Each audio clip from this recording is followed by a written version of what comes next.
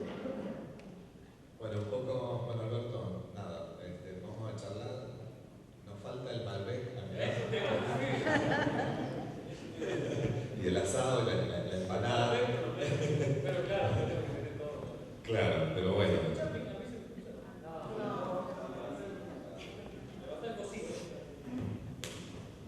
Ahí no te gusta. Bueno, nada, te estamos viendo en el canal Encuentro Físico en Mi Sopa. Bueno, y un montón de otras actividades, qué sé yo. Pero eso tiene que ver un poco con la divulgación de la física, divulgación de la ciencia. Bueno, nada, contanos un poco qué es eso de divulgar la física, nada, ¿por qué? ¿Para qué? ¿A quién le sirve? ¿No? ¿Qué sé yo? No sé. Empiezo por la última parte. ¿A quién le sirve? ¿No?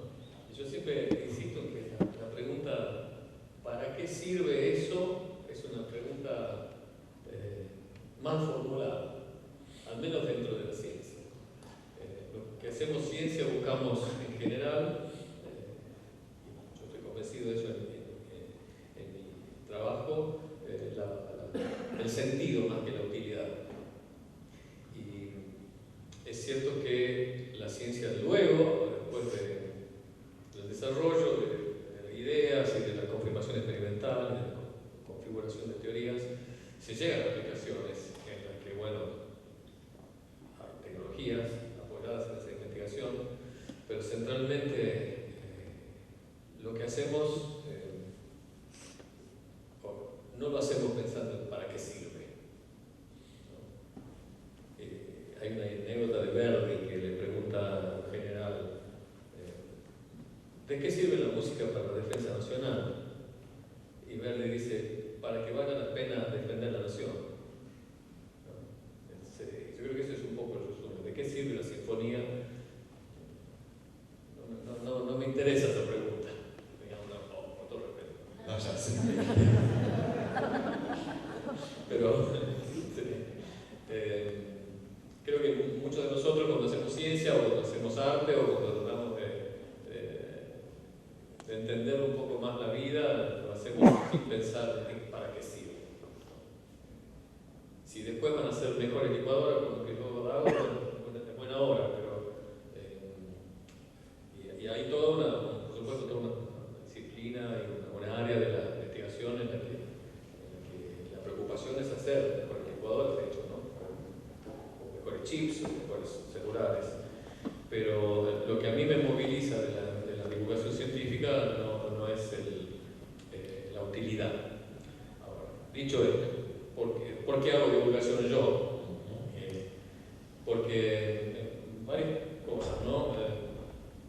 Yo llego a la física, chico, leyendo a los grandes divulgadores que me inspiraron tremendamente, leyendo a Feynman, leyendo a George Gamow, leía a Martin Gardner, leía a mismo Einstein, los juegos matemáticos de Seth Lloyd, la columna de investigación y ciencia de Scientific American, y entendía la mitad o menos, pero sabía que había algo que era fascinante y que al leerlo me inspiró mucho y me dio mucha ganas de seguirlo explorando. Y así como cuando uno da consejo, uno está hablando a uno mismo en el pasado. Yo cuando escribo divulgación estoy escribiendo al chico de 14 años, 15 años que era de Tucumán y que leía los textos que yo leí, ¿no? Tratando de provocar una inspiración, un entusiasmo por la ciencia. Eso por un lado. Por otro lado también para mí es un propósito egoísta porque a mí me interesa la física profundamente, ¿no? Y me interesa entender la mayor cantidad de cosas posibles. Y me acuerdo de una anécdota, no sé si la escuchaste vos, Arturo, la de Paco, siempre contaba de la madre de Paco, que una vez, Paco de la Cruz es otro gran profesor, como Arturo, en el Instituto Balseiro, y cuenta Paco que él una vez fue a hablar con su madre, que era muy inteligente, y le dijo que estaba trabajando su tesis, y la madre le dice, pero explícame en qué estás trabajando. Y Arturo dice, dice, no, es muy difícil explicar. Bueno, pero sí, es que él la imitaba con acento español, porque era más de español. Pero si no me lo podés explicar a mí, porque no lo entendés. Entonces hay que practicar de explicarle a tu tía. Suponiendo que tu tía no es miembro de la Academia de Ciencias. ¿Cómo? ¿Cómo? Hay que explicarle a la mamá de Paco. Hay que explicarle a la mamá de Paco. Que era una mujer muy inteligente, ¿no? O sea, hay que explicarle a la mamá de Paco, sí. Entonces, cuando vos tratás de explicarle a la mamá de Paco, te das cuenta que no entendías tan bien como lo entendías. Porque creías que lo entendías. Y por eso es bueno para mí hacer divulgación, porque estoy queriendo explicar, bueno, ahora voy a explicar en mi libro por qué el punto de ebullición cambia cuando le pongo sal. ¿Por qué el punto de fusión cambia cuando le pongo sal? Para comer. Esto no lo entiendo también. Y empezás a ver y te das cuenta de que hay muchas cosas que la entendés bien y otras que no. Y para mí también es esa. Me obligo a entender mucho mejor aquellas cosas que me gusta saber y que por ahí, como no me pongo en el compromiso de tener que explicarlas para una audiencia, no las postergo. Y porque el tercer punto, ¿para qué hacer divulgación? ¿Para qué sirve? Porque la ciencia es parte de la cultura y porque es parte del conocimiento y eso nos mejora la mente, nos hace mejores individuos y nos da una mejor apreciación de la naturaleza y de la vida. Y yo me emocioné mucho. ¿Cuántos estuvieron en la obra de anoche? Bueno, para mí fue muy movilizador la primera vez que la veo a la obra de Franceiro y bueno, fue muy emocionante, sobre todo por ver la historia de personajes que yo conocí algunos directamente, como Meckbach, como Foglio, Maestegui, estamos mencionados. Bueno, Marcelo no lo conocí, pero sé mucho de él y me emocionó mucho el discurso del final. El discurso es el texto original, Arturo, ¿no? ¿Cómo? Claro, un fragmento, pero es un fragmento textual, ¿cierto? Donde habla del discurso del primer organizador del instituto y habla del sentido ético, ¿no? que tienen que tener los egresados. Y yo creo que el conocimiento, el buen conocimiento científico, en general, pero en particular el científico, nos da una mayor apreciación de la naturaleza y de nuestro rol en el mundo, y por eso es bueno hacer divulgación. Bueno, sí, un poco no, porque cuando uno a veces entra al aula y habla con los chicos, dice, bueno, está explicando un tema y dice, pero ¿para qué me va a servir esto? ¿No? De ahí venía un poco esta cuestión. Es una pregunta frecuente que la encontramos en las aulas. Bueno, hay que presentar, no creo que mi respuesta esté buena, ¿no? Pero hay que buscar una manera de decir que saber es mejor que no saber. Y que el buen conocimiento es prácticamente indispensable para la vida, aun cuando uno no usa. Por supuesto que hay cosas prácticas que está bueno saber, ¿no? El conocimiento científico te hace la vida a veces más fácil en cuanto a decisiones prácticas, y está buenísimo eso. Pero no me parece que sea el eje, o por lo menos no es el eje para mí. El eje es la profundidad intelectual y por el otro lado tenés publicado un libro que se llama La física en la vida cotidiana. Sí, porque es parte de entender la vida cotidiana, porque digamos, la física parte de la observación de lo visible y de la experiencia. Pero cuando uno ve con cuidado lo visible, puede entender lo invisible. Y eso es la magia de la ciencia, ¿no? De poder entender las grandes escalas y las escalas microscópicas. Bueno, un poco, bueno, Alberto, nada, vamos a charlar. Nos falta el Malbec y el asado y la empanada. Pero claro, claro, pero bueno.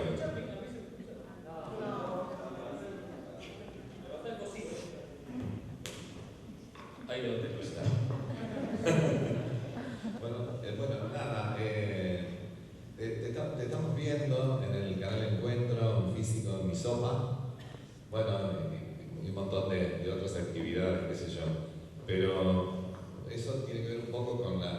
divulgación de la física, divulgación de la ciencia.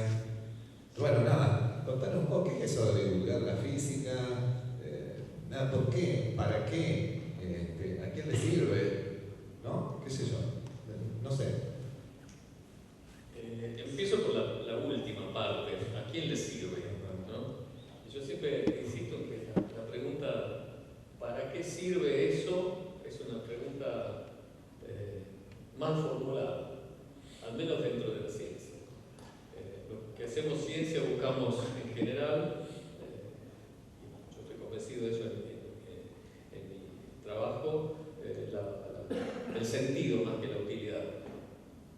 Y es cierto que la ciencia luego, después del desarrollo de ideas y de la confirmación experimental, de la configuración de teorías, se llegan a aplicaciones en las que, bueno, hay tecnologías apoyadas en esa investigación, pero centralmente lo que hacemos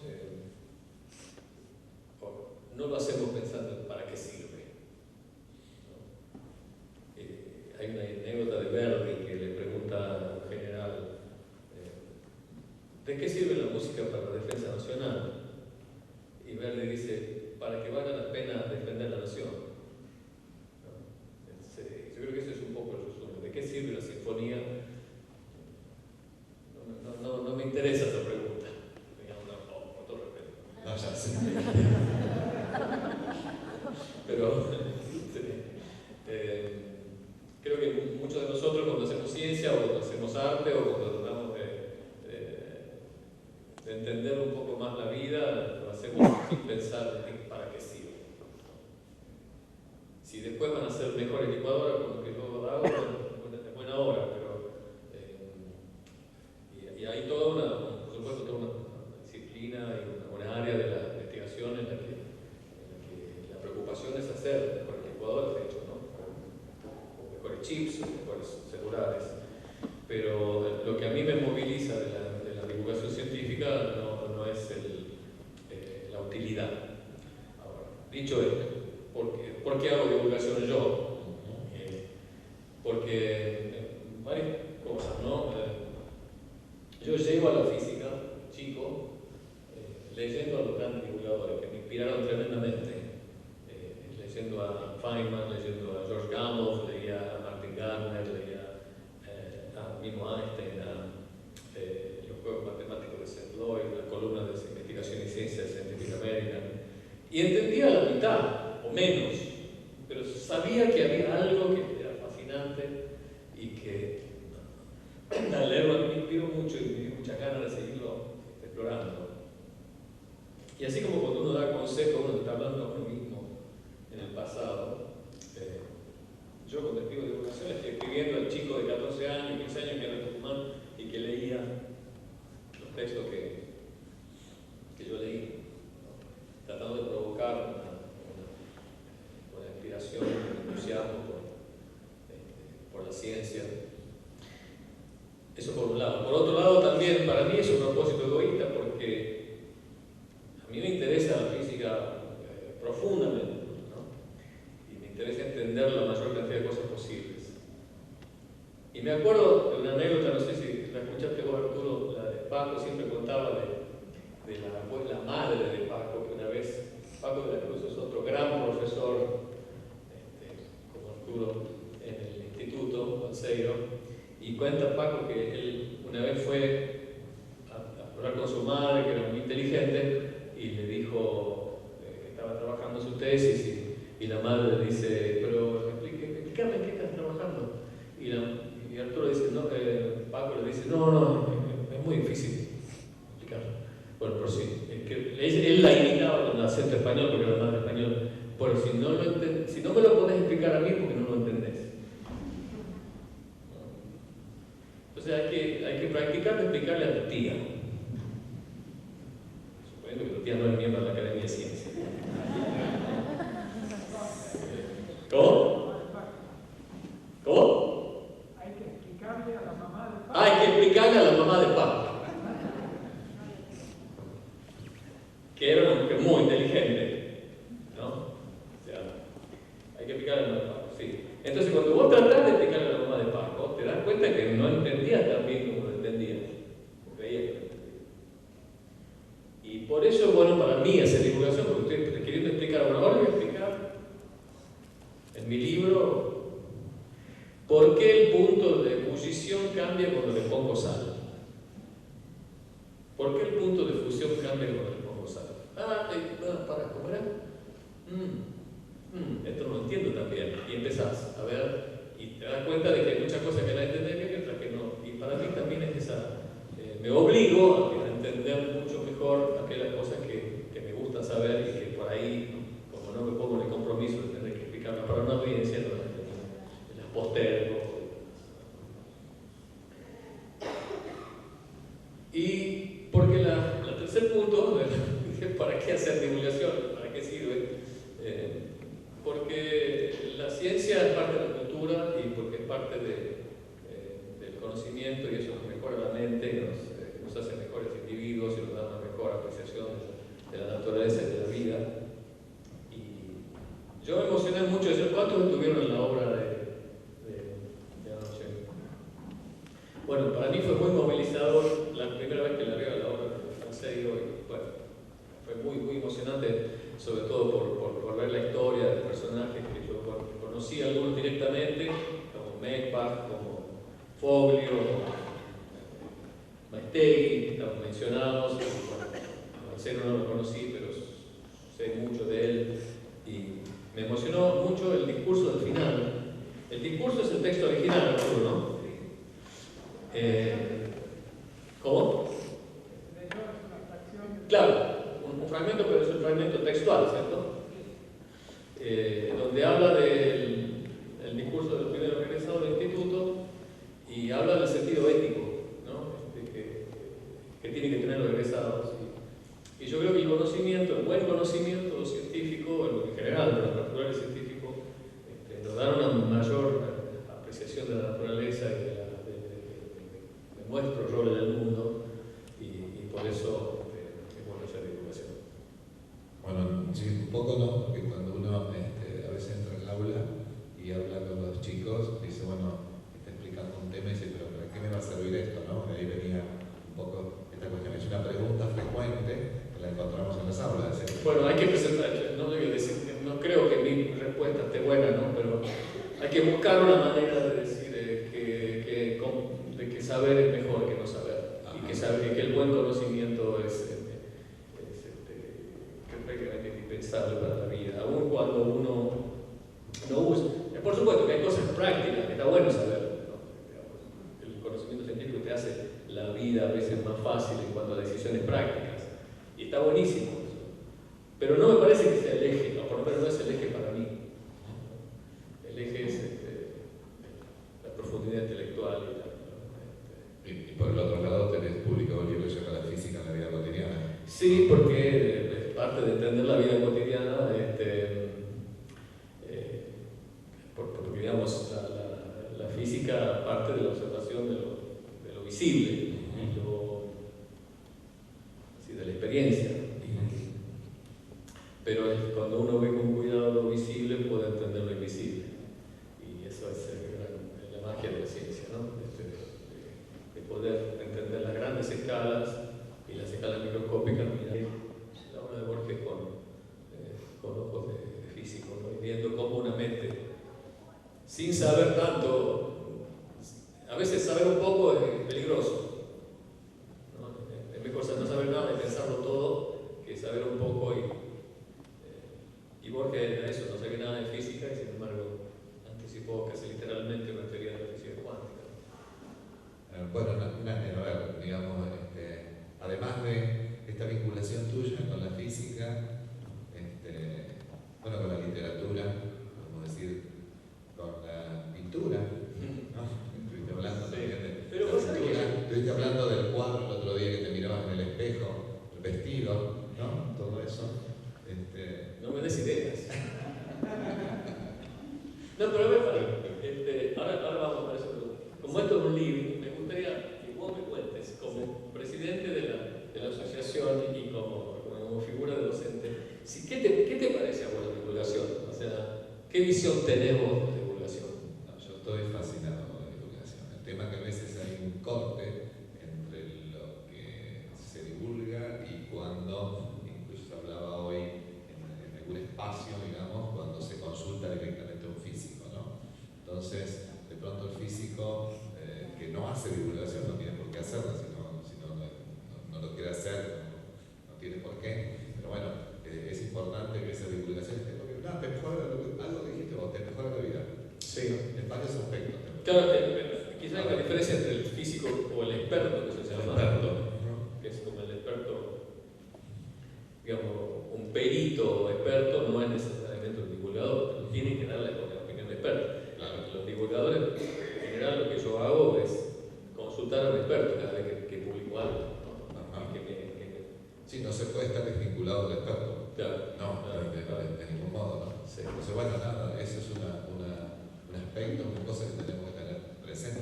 Los docentes también lo tenemos que tener presente, eso, ¿no? Sobre todo porque somos docentes. Y hay algo que pasa que cuando uno quiere transmitir algo, yo no sé, digamos, qué te pasa a vos, pero a mí me pasa, digamos, ¿no? Yo estoy enseñando un tema, pero no estoy pensando, a ver, es como que sale, es como que emana, es como que nada, es como lo percibo, cómo lo entiendo, cómo lo puedo transmitir, de qué manera, de qué mejor manera. Entonces, bueno, eso es algo que qué sé yo, siempre me preocupa y trato de que sea de ese modo, ¿no?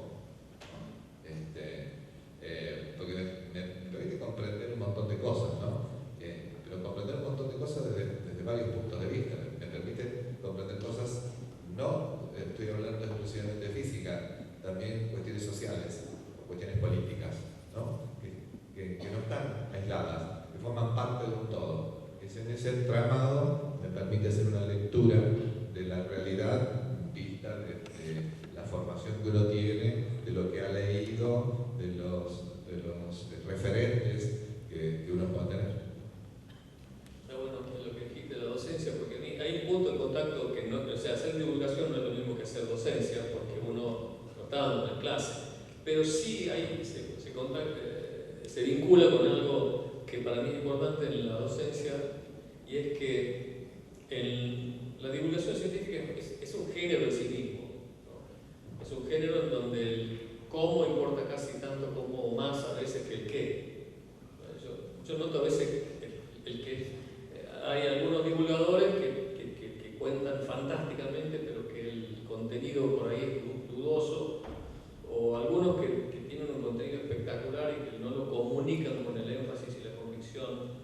Y para mí, en el vértice de la gloria de esa conjunción está alguien como Carl Sagan, por ejemplo, que tiene una sustancia de lo que está diciendo que es profundísima y sólida, y a la vez tiene un cómo que es extraordinario. O sea, mucha gente digamos, Carl Sagan es como una especie de héroe de la divulgación para mí y para muchos de nosotros. Y cuando hablamos con gente como para ver qué es lo que tenía el tipo, te das cuenta que mucha gente se acuerda de cómo lo dijo, pero no de qué es lo que estaba diciendo. Sin embargo, te causó una impresión, una inspiración y la ganas de ver el cosmos de otra manera, ¿no? Yo me acuerdo, una amiga me decía que se acordaba de una sola escena del cosmos. Carl Sagan dice: los seres humanos estamos hechos de carbono, una bolsa de carbono, de calcio, y pone una bolsita de calcio, de agua, balde de agua. Y dice, ¿ahora qué va a hacer el tipo? Dice, ¿no? Va a juntar todo y va a ser una persona. Y uno se quedaba enganchado esperando a ver qué seguía, como si fuese un actor, que en el fondo lo era, contando una narración maravillosa, ¿no? Entonces, yo creo que ese cómo, que es en el fondo la pasión que tenemos nosotros, por lo menos yo por lo que hago, está bueno también llevarlo al aula, ¿no? Que creo que ese es un objetivo, creo que como padres y como educadores, ¿no? Deberíamos poner el foco ahí, ¿no? De que si no te sale, te va a salir. Y sos capaz de hacerlos. Y hablando de confianza en uno mismo y con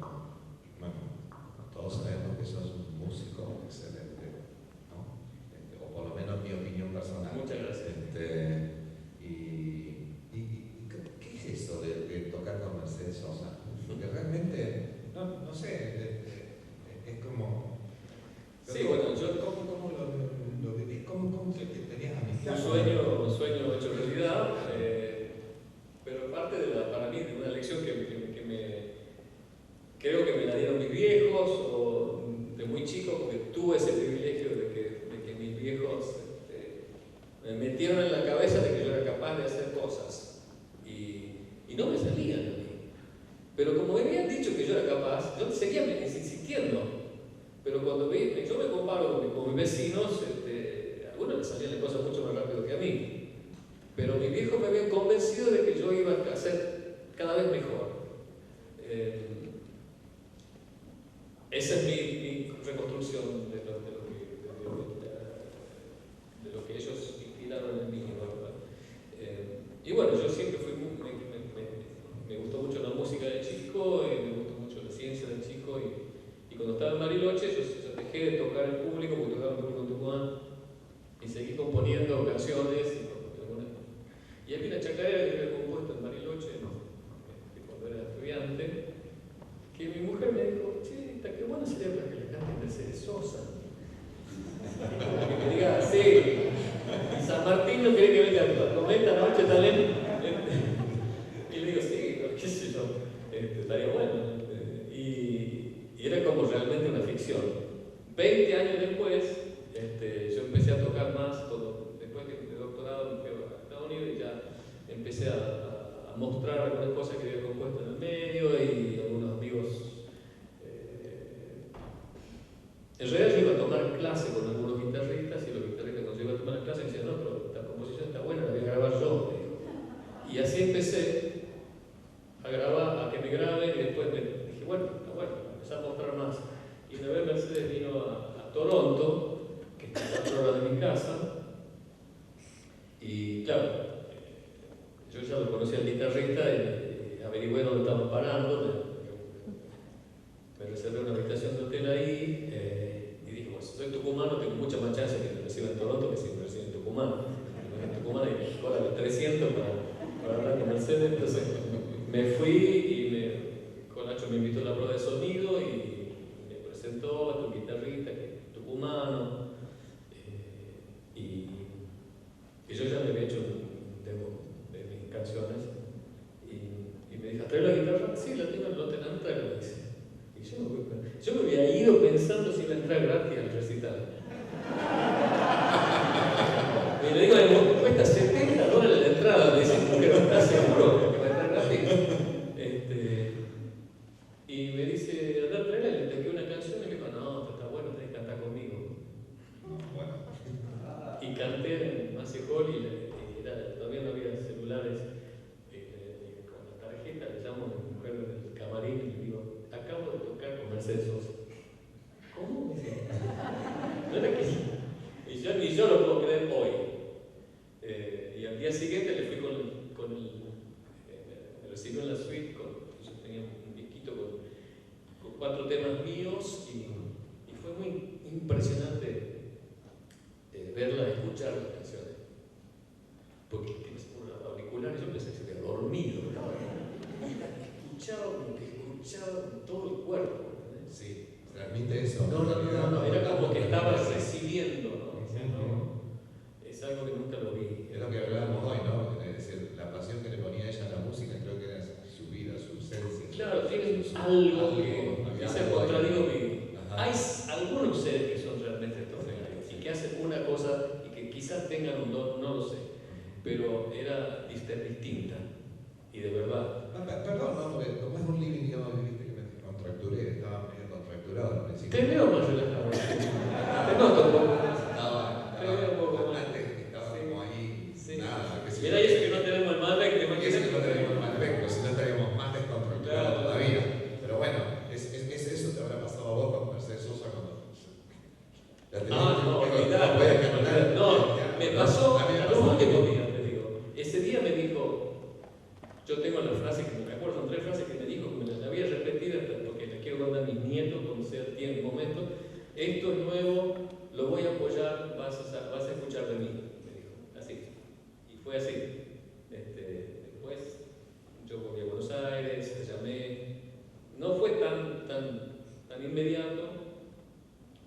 Nos hicimos medio amigos, me invitó a su casa, después empecé a tocar con ella, le gustó mucho mis canciones, empezó a cantar, cantó un par de veces primero el vals mío, y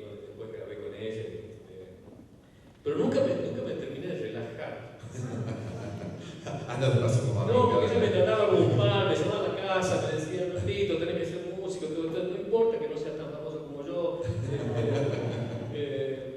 Y encima vos componés, ¿cómo haces para componer? Y me puso Mercedes Sosa, le digo, vos cantás, como qué sé yo, ojalá pudiese cantar un décimo de lo que cantás vos. Hablando de componer, hay una canción que yo te escuché de otra forma la barra cuando viniste, digamos que tiene que ver, es una canción compuesta por vos que habla de la muerte, qué sé yo, es una cosa muy, muy fuerte, muy así, muy profunda. Sí, esa es una canción que la conversa. No estoy a guitarra. Voy sentado. La cena. Vamos, ya ves alguna vez se sabe, no sé. Con Malbec. ¿Cómo? Con Malbec. Esta noche la cena. Sí, es una chacarera que surgió de una historia verídica. Yo tengo un amigo que ahora es psiquiatra en Suiza y que estábamos comiendo un asado en su casa y él siempre se acordaba de una historia que había vivido él cuando era residente en el Hospital Centro de Salud de Tucumán, que llegaron 3 niñas con cuerpo de vieja con cara de vieja y cuerpo de niña. ¿Cómo se llama la canción? No me acuerdo. La niña vieja mala mala. Bien. Porque y él la contaba así, cada vez le iba agregando más a la historia, ¿no? Pero era una historia que él la vio, que se asustó, porque vinieron esas 3 niñas a la guardia, y yo nunca supe bien si era una ficción o no, de que él contaba que había muerto después de no sé qué, septicemia. Pero él me contó en el asado que las 3 niñas eran así porque el padre las torturaba y las metía en un cajón y no crecían. Entonces, siempre la contaba la historia y era tremenda. Dice, ¿por qué no escribís algo sobre esto? Y escribí una chacarera que se llamaba. Yo no sabía mucho de la historia, sabía lo que él me había contado y traté de escribir una letra un poco rescatándolas de ese infierno, ¿no? De memoria y pensando que había muerto. Entonces llego a Tucumán, me acuerdo que fuimos a tocar con Mercedes en la Plaza de Independencia, me invitó al concierto, entonces cuando llego con Mercedes, qué sé yo, me hicieron un reportaje, me contaron qué estaba haciendo, qué canciones nuevas, qué estaba componiendo, y le comento de la historia esta, porque una vez que le escribí, para cerciorarme si realmente era verídica o no, quise consultar los archivos del diario de la Gaceta de Tucumán. Y estaba la historia de la niña vieja mala, el padre que la torturaba, la maestra que la había denunciado, el caso policial, pero el cajón no figuraba. Pues yo lo dejé en la canción, al fragmento del cajón. Entonces cuando le conté lo de la Gaceta, que yo había investigado los archivos, le gustó. Entonces sacaron una nota al día siguiente y mandaron, entonces se convirtió en la nota más leída online de la Gaceta y mandaron, y alguien llamó de Tafí que una de ellas vivía. Entonces mandaron una pasante para entrevistarla. Y yo ya me había vuelto, estaba en Pinamar, porque me había vuelto desde Tucumán, que íbamos a pasar Año Nuevo, y me llama el tipo y me dice, che, la mujer confirmó la historia del cajón. Entonces dice, ¿cómo te sentís de que una chacarera haya aclarado un caso policial? Y yo no pude pasar Año Nuevo, era tremendo, una sensación así muy ambigua, muy fuerte. Y bueno, después esa canción, después la conocí, es toda una historia. Y ahora la canción forma parte de un repertorio de cosas medio policiales. Hay un periodista de Clarín que la tomó para un capítulo de un libro. Pero bueno, parte de la historia, de buscar cosas también. Claro, de buscar cosas, bueno, nada, realmente de conocerte, no solo tu producción física, sino además como persona, ¿no? Sí. Yo lo veo eso como la unión del acto creativo, de cosas que uno trata de producir. Nada, vos ahora podrías estar en Estados Unidos, en Oakland, no sé, en Michigan, no sé, dando clases, no sé. Pero me corre por 2 semanas. Vuelta a Fidel Valle, no sé. ¿No? ¿Y qué te pasa con la Argentina? Adoro Argentina. Se nota, ¿no? Y bueno, también, bueno, está, bueno, es donde yo nací, donde vi por primera vez la mayor cantidad de las cosas que me acompañan, pero tengo un amor especial por Argentina y un amor particular porque es como mi casa, Tucumán, digamos, ¿no? Pero la cultura argentina es la que me duele. Ajá. Sí, a veces duele. Sí. Pero duele en el sentido de, o sea, yo soy norteamericano prácticamente, viví muchísimos años de mi vida ahí, me trataron espectacularmente bien y estoy muy agradecido con cómo, digamos, mejor que acá, en muchas cosas, pero no me duele, ¿no? Ajá. Pero ahora tengo una admiración y un agradecimiento, pero no me toca. Es otra. Es otra cosa. Claro, es otra cosa. Me encanta construir cosas allá. Bueno, y nada, ya para terminar, pues no está yendo el tiempo, nada. Hablamos de nada. Hay vino más tarde, ¿no? Se puede que ya tengo que tomar un vino. Sí. Chacarera. No, Música, bueno, en fin, física. Pero bueno, un poquito lo que quería preguntar y volviendo un poquito más a la música. ¿Y con el rock qué pasa? Con Charly García tuviste también el. Charly García toqué, sí. No, el rock es parte de la música. No, para mí no hay género. Yo no me gusta el término folclore, la palabra folclore, siempre una palabra inglesa. Que no existe en otros países. No hay folclore en Venezuela. Los venezolanos no hablan de folclore, hablan de música venezolana, de música brasileña. Nosotros por algún motivo hemos adoptado ese término medio antropológico para dividir, ¿no? Cuando teníamos que estar integrando más música, ¿no? Distintos géneros, por así decirlo. Esa dualidad, quizás hay cada vez menos, ¿no? Porque hay mucha más gente que viendo lo que podemos ver con nuestros ojos primero y después ampliando nuestro registro con aparatos de medición. Además de la física en la vida cotidiana, también metiste el azar en la vida cotidiana. Sí, yo decidí escribir un libro sobre el azar porque, y curiosamente el libro que más alegrías puntuales me ha dado, porque me llevó mucho trabajo, no se ha vendido tanto, pero los que lo han leído me gustó mucho. Y siento que he transmitido lo que quería transmitir, y es que uno de los conceptos que peor entendemos en la vida cotidiana, o por lo menos las personas que no tienen tanta instrucción en la ciencia, que el concepto científico en el que peor se manejan es en la probabilidad de azar, ¿no? Y traté de ejemplificar esas ideas, como el razonamiento científico está bueno cuando hay un signo igual, como decía José el otro día, hace unos minutos. En la física F es igual a M por A y no es aproximadamente igual, no es igual. Bueno, hay muchas circunstancias en la vida que hay eventos regulares, repetibles, pero donde no es igual. Es, digamos, más probable que, o menos probable que. Entonces entender eso y entender que hay cosas que uno, conclusiones que toma en la vida, y criterios y la formación de opinión que están basadas en una comprensión pobre de las probabilidades. Entonces, para mí fue importante visitar ese concepto como divulgador y como también estudiar un montón de cosas que no había estudiado, que para mí fue un gran placer de estudiar las causas históricas de ciertas regularidades del azar y de cómo la teoría de las probabilidades se va construyendo.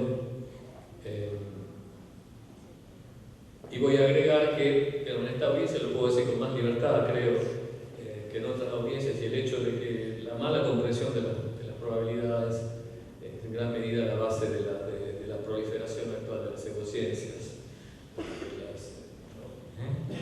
la astrología, de la homeopatía y de otras tantas tías que Pero además tuvimos a alguien contratado, ¿no? Un hindú, de cuántica, o sea, hay una proliferación un contrabando de la ciencia hacia otros áreas de conocimiento donde no se aplica el conocimiento científico, la extrapolación burda de la física cuántica, de la astronomía, de probabilidades, y que hace que haya grupos de decisión donde se contratan astrólogos, se contratan físicos cuánticos que dan lecciones de vida. Si se entiende alegóricamente y si hay maneras de conectarse poéticamente con la realidad que son absolutamente lícitas, ¿no? La poesía y la que expresa lo inexpresable y el contacto con la espiritualidad, pero no cuando se pretende que eso está basado en las reglas de la física cuántica, porque la física cuántica no te está diciendo eso. Entonces, es un uso ambiguo y cuando en realidad tendría que haber una espiritualidad vernácula, ¿no? O sea, una espiritualidad que no necesariamente está basada en que los astros de alguna forma tienen ciclos que afectan los ciclos de mi vida, cuando eso, digamos, no hay una base válida para eso, pero sí puede ser que yo mirando las estrellas me sienta conmovido y que lo tome como una invitación de la reflexión y demás, ¿no? Diferenciar esas cosas es importante y es un poco, como le dije a alguien en una charla de uno de los grupos en los que estuve hace poco, yo escribí bastante sobre eso, incluí algo en el libro y bueno, me está costando muchos fans, pero bueno, es parte de la tarea del divulgador también. Y hablando de ese asombro y de la conexión con otras disciplinas o con otras áreas, también hablaste de Borges y la física cuántica, ¿no? Y ahí estamos. Claro, o sea, en el caso de ahí sí que hay me parece que hay una conexión. Algo que me interesa mucho a mí es la conexión entre el arte y la ciencia. El hecho de que hay muchísimo arte en la ciencia, de que la construcción de teorías está informada por criterios estéticos, que no son cosas separadas. La misma imaginación que crea el arte es la que crea la ciencia. Y me encanta ver cómo en muchas circunstancias del desarrollo científico, de la física en particular, hay momentos en que la teoría se construye no persiguiendo el horizonte explicativo de una teoría que no se entendía, un experimento que no se entendía, sino ciertos atributos estéticos de la teoría anterior. O sea, a Maxwell le parecía que las ecuaciones de la luz, de las ecuaciones de la electricidad, del magnetismo, no eran de todo simétricas, le faltaba un término para que estén simétricas, entonces puso un término para restaurar la simetría, y cuando puso ese término, aparece que hay una onda de electricidad y magnetismo, y esa onda resulta ser la luz. Llega a ese término buscando restaurar la simetría de la teoría, en el fondo su criterio estético.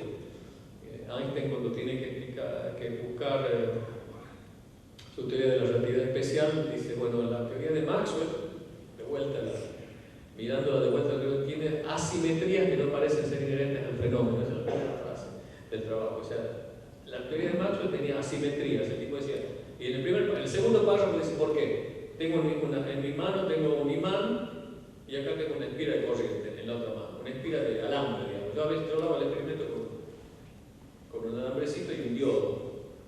Este es mi libro. Y arriba tenés un imán. Movés el imán y se genera una corriente en la espira y ves el diodo. Ahora, tengo el imán quieto y muevo la espira, también se genera una corriente y se prende la luz, ¿no? Si muevo el imán o muevo la espira. Y las corrientes son exactamente las mismas. Pero las ecuaciones que tenés que usar según Maxwell son distintas. Porque en un caso estás moviendo un alambre, que se mueve un campo magnético estático, y en el otro caso estás moviendo el imán, que genera un campo magnético variable. Pero hacer las ecuaciones te da el mismo resultado. O sea, no pueden ser dos ecuaciones distintas, tienen que ser lo mismo, visto de distintos lugares. ¿Por qué eran distintas las ecuaciones? Porque había un éter. Entonces, en un caso el imán está quieto respecto del éter y muevo la espira. Y en el otro caso la espira está quieta respecto del éter y muevo el imán. Entonces puedo distinguir entre los dos.